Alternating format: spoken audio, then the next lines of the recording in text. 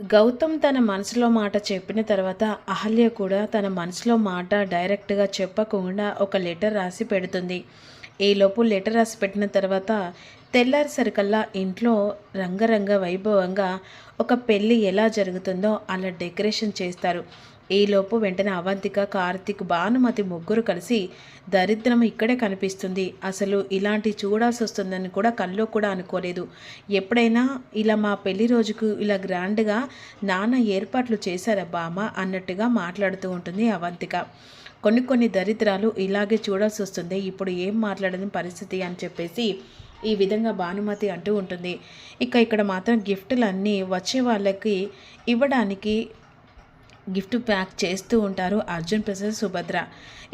అంత హడావిడి చూసిన తర్వాత, ఏంటి నాన్న ఇంత పెద్దగా గ్రాండ్గా సెలబ్రేషన్ చేస్తున్నావు, అంత హడావిడిగా చేయాల్సిన అవసరం ఏముంది అని అవంతిక అంటుంది.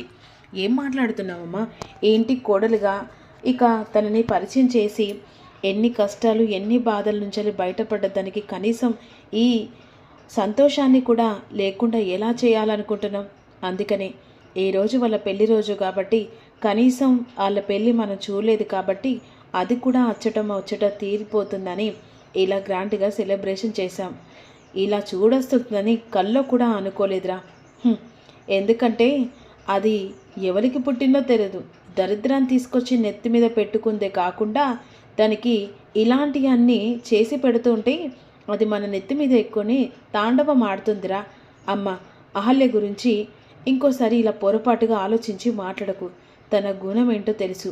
మనం ఎంత చీకొట్టినా మనమే కావాలని చెప్పేసి మన చుట్టూ తిరుగుతున్న ఒక అమ్మాయి కోసం ఇలా నీచంగా మాట్లాడడం కరెక్ట్ కాదు. అయినా తనకి ఎవరూ లేకపోవచ్చు, కానీ ఇప్పుడు తనకంటూ ఒక కుటుంబం నిర్ణయించుకుంది కదా, తనకంటూ ఒక స్థానం ఉంది. తన కుటుంబం లేకపోతేంది, తన ఈ కుటుంబం కాదా అన్నట్టుగా సుభద్ర అంటుంది. ఈ మాటలకేం తక్కువ లేదు, కావాలని చెప్పేసి దానికి పెత్తనం ఇచ్చినట్టుగా అనిపిస్తుంది, కోడలు పెత్తనం అని అంటూ ఉండగా, ఎవరికి ఏ పెత్తనం కాదమ్మా, తను ఇంటికి వారసునిచ్చింది.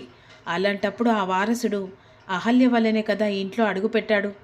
తనకి గౌరవం లేకుంటే మరి ఎలా అమ్మా అన్నట్టు మాట్లాడుతూ ఉంటుంది. ఈలోపు యామిని కుటుంబం మొత్తం వస్తారు. ఎలా ఉన్నావమ్మా అని చెప్పేసి అడుగుతూ ఉంటుంది శ్రావణి. బాగానే ఉన్నానమ్మా, వదిన ఎక్కడుంది అని అంటుండగా, పైనుందమ్మా.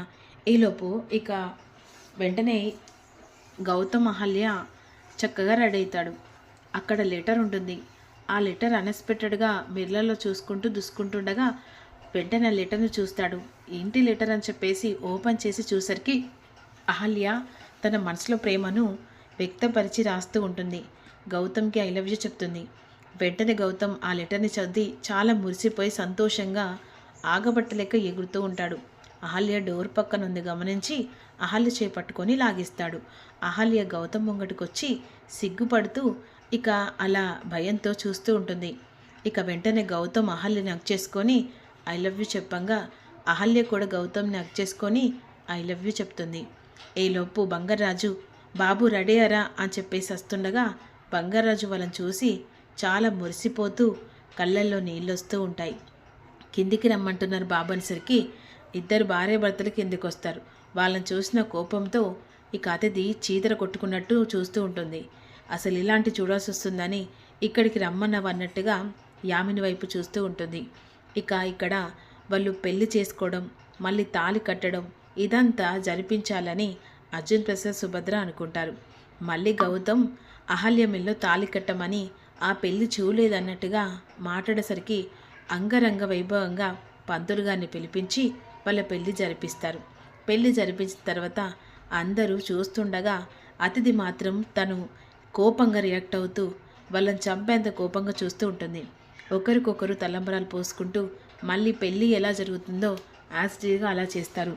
ఈలోపు వెంటనే భానుమతి ఇలాంటి నీచంగా చూడాల్సిందని కల్లో కూడా అనుకోలేదన్నట్టు అక్కడి నుంచి వెళ్ళిపోతుంది. మరోవైపు యామిని ఎలాగైనా నీ గురించి అడగాలంటూ అక్కడికి వచ్చేస్తుంది కదా, పెళ్ళి హడావిడి అయిపోతుంది.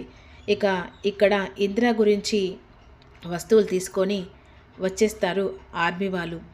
ఆర్మీ వాళ్ళు వచ్చిన తర్వాత ఈలోపు వెంటనే ఆ వస్తువులు ఇంద్ర ప్రేమించిన అమ్మాయికి చెందాలని అర్జున్ ప్రసాద్ చేతికి పెట్టేస్తారు.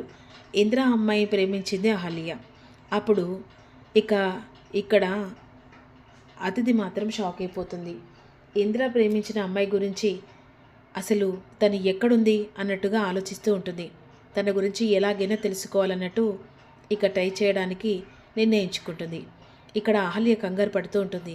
ఇంద్ర ప్రేమించింది అహల్య అని ఒకవేళ అర్జున్ ప్రసాద్ ఇక వాకప్ చేస్తే నేనని తెలిసిపోతుందని కంగారు పడుతూ ఉంటుంది.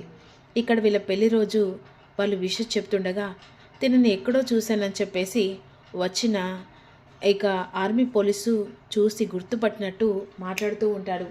అప్పుడు ఎలాగైనా అహల్యను కాపాడుకోవాలని చెప్పేసి ఇక వెంటనే గౌతమ్ తను నా భార్య అండి, ఇక మా పెళ్లి జరిగి 1 year అవుతుందని చెప్పేసి పరిచయం చేస్తుండగా తినని అంతకు ముందే చూశానన్నట్టు ఇక ఆర్మీ పోలీస్ చెప్తుండగా అప్పటికే అతిథికి అనుమానం వస్తుంది.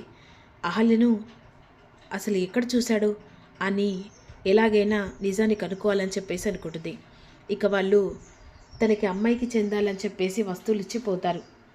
అమ్మాయి అంటే ఇంద్ర ఒక అమ్మాయిని ప్రేమించాడా, ఆ అమ్మాయిని కలుసుకొని వస్తువులు ఇక వాని జ్ఞాపకంగా ఇవ్వాలన్నట్టుగా అర్జున్ ప్రసాద్ అనుకుంటారు. ఈలోపు అందరూ కలిసి లోపలికి వెళ్తారు. ఇక సంతోషంగా ఉంటారు. మరోవైపు అహల్య అక్కడ నిలబడేసరికి అతిథి వస్తుంది. ఏంటి గౌతమ్ చేత 3 ముళ్ళు వేయించుకోను ఈ ఇంటికి కోడలైపోయినని చెప్పేసి చాలా విర్రవీగుతున్నవి. తాలిబొట్టును పట్టుకుంటుంది. అంటే గౌతమ్ కట్టిన తాలిబొట్టు అతిథి లాగేసి, ఈ తాలిబొట్టుతో నీకు అన్ని సర్వ అధికారాలు వచ్చాయి అనుకుంటున్నావా? ఈ తాలిబొట్టు పడ్డది నీకు మృత్యువులాగనే. ఈ తాలి కాదు, నీకు ఉరితాడు. ఇక నుంచెలి ఈ అతిథి ప్రేమను మాత్రమే గౌతమ్ చూశాడు. ఇక నుంచెలి మీ ఇద్దరి పగ నేను ఎలా ప్రతీకారం తీర్చుకోబోతున్నానో కూడా చూడండి. నన్ను నమ్మించి మోసం చేసి గొంతు కోసిన గౌతమ్ గాని వదిలిపెట్టా, నిన్ను వదిలిపెట్టా. ఈరోజు నీ స్థానంలో నేను ఉండాల్సింది, సంతోషంగా ఇంట్లో అడుగు పెట్టాల్సింది. నా జీవితానికి ఏ ఆధారం లేకుండా గుర్తింపు లేకుండా చేసిన నీ కాపురంలో ఇక నుంచెలి సంతోషాలు కాదు, ఇక బాధలు కష్టాలు కన్నీళ్ళు మాత్రమే అని అంటుండగా, ఏం మాట్లాడుతున్నావు అతిథి అని అంటుండగా, మాటలు కాదు అహల్య, ఇది ముందు జరగబోయేది. అన్ని నిజాలు బయట పెడతాను. ఇక ఏం జరుగుతుంది, అసలు మీ మధ్య నిజంగానే ప్రేమ ఉందా, నాటకం ఆడుతున్నారా, ఇవన్నీ తెలుసుకుంటాను. పెళ్ళి అయిపోయిందని సంబరపడకు. ఏదో ఒక రోజు ఏదో ఒక నిజం బయటపడుతుంది. ఈ తాలిబొట్టును చూసుకొని ఎంత విర్ర వీగుతున్నావో ఆ తాలిబొట్టే రేపు నీకు ఉరితారుగా మిగలబోతుంది అని వార్నింగ్ ఇచ్చి వెళ్ళిపోతుంది. తన మాటలకు కాస్త భయపడుతుంది. ఎందుకంటే ఇంద్ర ప్రేమించింది అహల్య. అట్నుంచి నరకొస్తుందేమంటూ కంగారు పడుతుంది. ఆర్మీ పోలీసులు వెళ్తుండగా అతిథి ఒక ఆర్మీ పోలీసుని పిలుస్తుంది.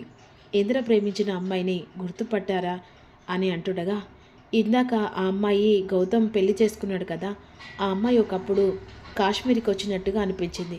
తను కూడా ఇంద్ర ప్రేమించిన అమ్మాయి లాగానే ఉంది అనేసరికి అతిథికి ఏదో అనుమానం. కాశ్మీర్కి వెళ్తేనే నిజాలన్నీ బయటపడతాయని చెప్పేసి ఆలోచిస్తూ ఉంటుంది. మన నిజాన్ని తెలుసుకుంటుందా అతిథి అనేది అప్కమింగ్లో తెలుసుకుందాం.